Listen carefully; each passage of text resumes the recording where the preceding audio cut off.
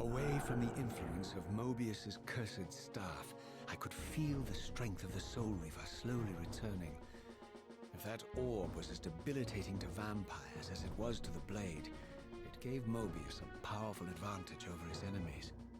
I finally understood how Mobius's crusade could decimate the vampires so successfully.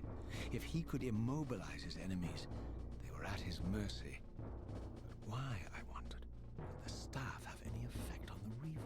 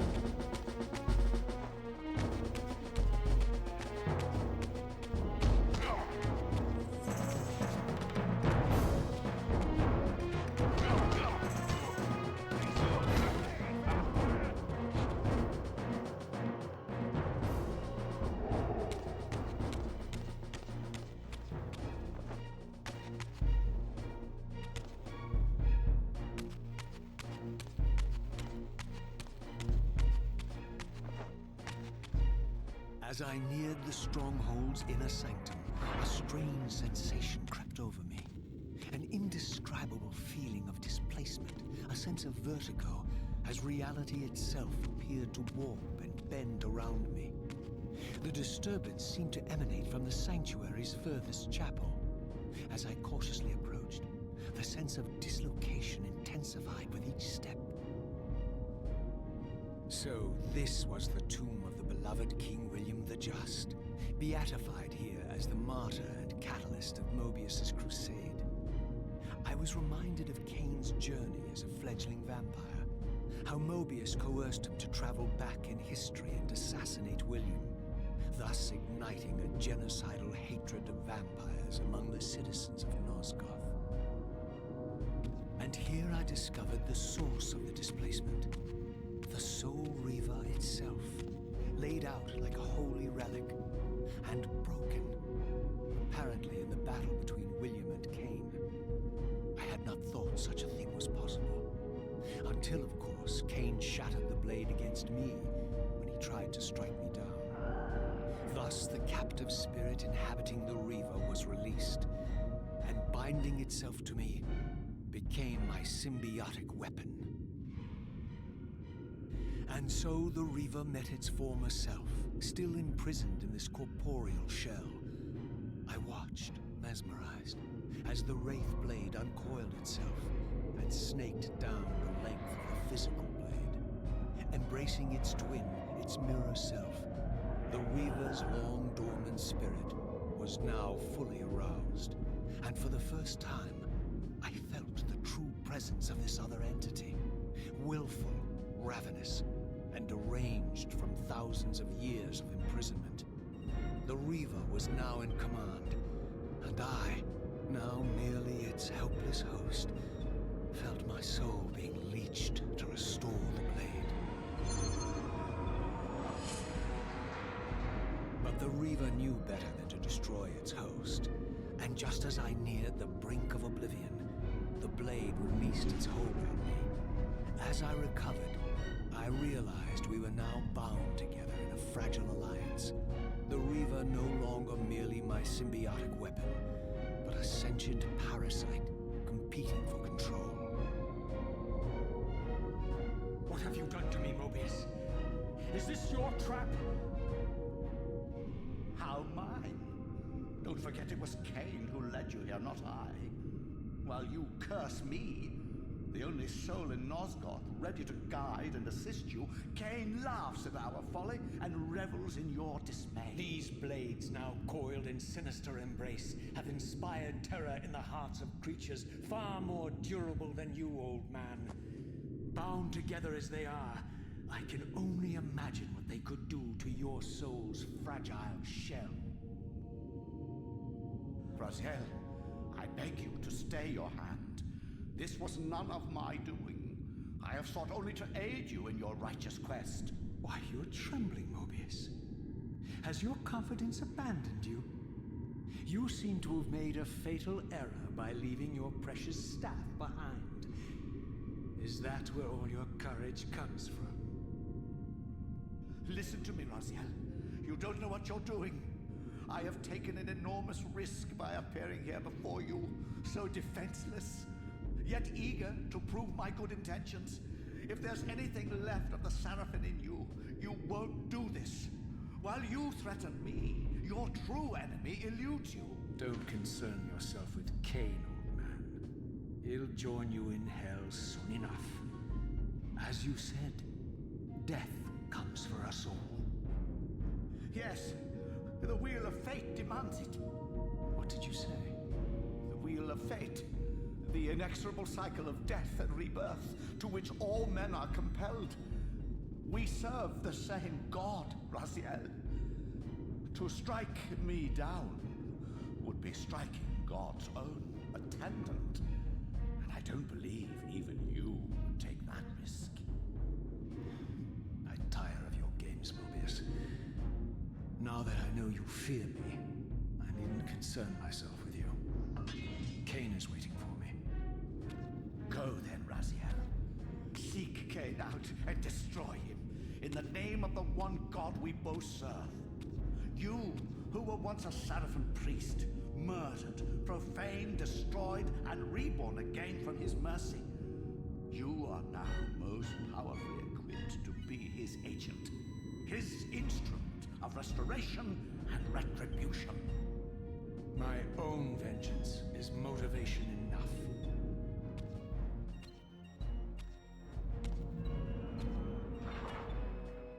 By my soul, you almost had me, my little blue assassin. But that'll be the one and only chance you get. I assure you of that. I could now summon the blade at will, regardless of my strength. But once summoned, the blade's ravenous appetite could not be contained. It devoured the souls of its victims, and if I allowed it to become over-aroused, the Reaver would now turn its hunger on me.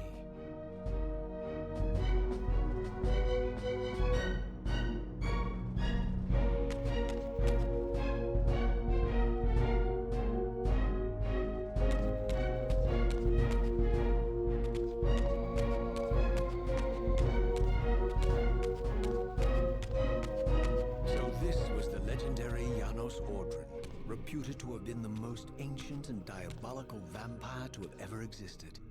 According to folklore, he lived high in the cliffs of Nosgoth's northern mountains and preyed mercilessly on the defenseless villages below.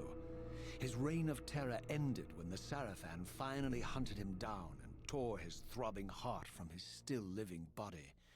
This relic came to be known as the Heart of Darkness, and was supposedly imbued with the power to restore vampiric unlife. The Sarafan therefore guarded it carefully, lest the heart fall into the hands of their enemies. But I wondered, could Janos Ordrin truly have been as monstrous as depicted here? Or was this merely artistic license by the Sarafan, who sought to lionize themselves by demonizing their darkest enemy?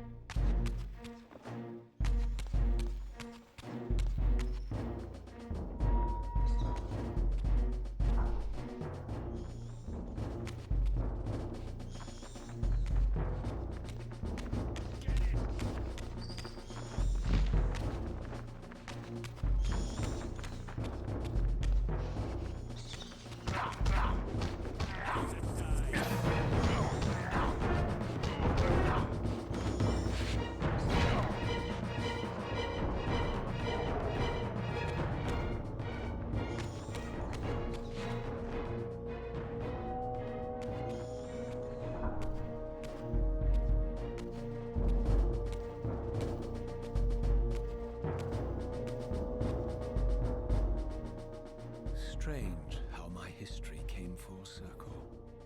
This chapel, I realized, was a memorial to my former Sarafan brethren and myself.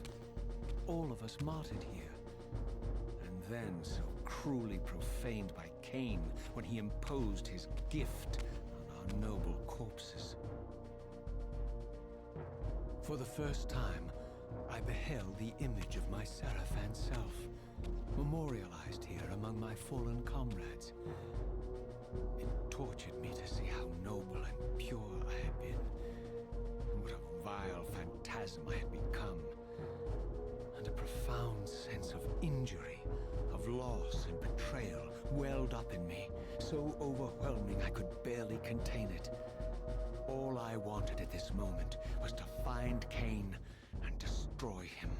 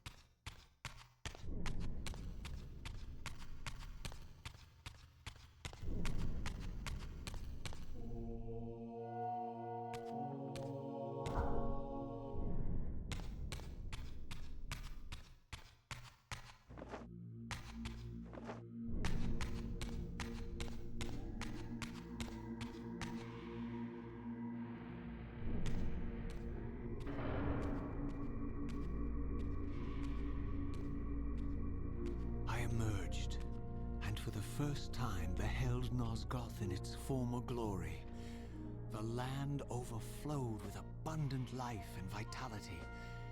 And I knew with certainty then that the world I had left behind was nothing more than the corpse of Nosgoth, a lifeless husk bled dry by the corruption of Kain's parasitic empire. This was the fragile world Kain sacrificed to preserve his own petty life and ambition, heedless of the profound cost. The sight only deepened my resolve. I sensed that the pillars lay to the northwest. If Kain truly waited to confront me there, I would not disappoint him.